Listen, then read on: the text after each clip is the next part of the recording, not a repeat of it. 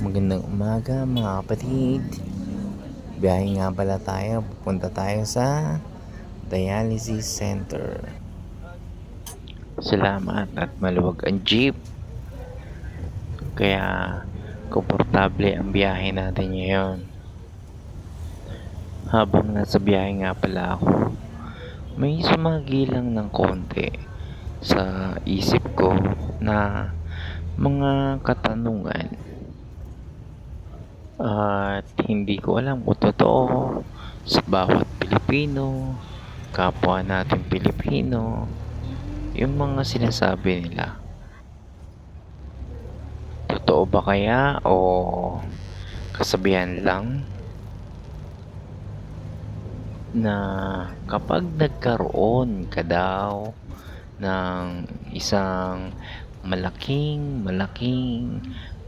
problema sa buhay mo, ay huwag ka raw manghihingi ng tulong sa pamilya mo. Yan ang kasabihan ng karamihan.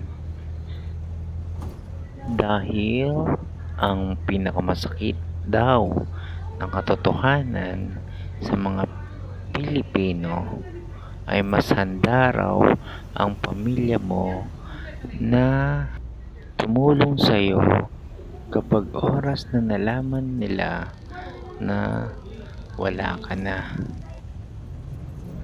Paghahandaan ang kabaong mo, ang susuotin mo, at ang paglilibing sa iyo. Dapat ba natin paniwalaan yan o hindi? Para sa akin, mas mabuting paghandaan na lamang siguro natin ang mga posibleng mangyari sa hinaharap, upang wala tayong pagsisihan sa bandang huli. Hanggang dito na lang mga kapatid.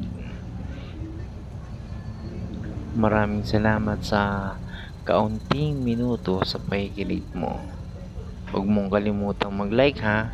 Tulong mo na sa akin yan. Ingat!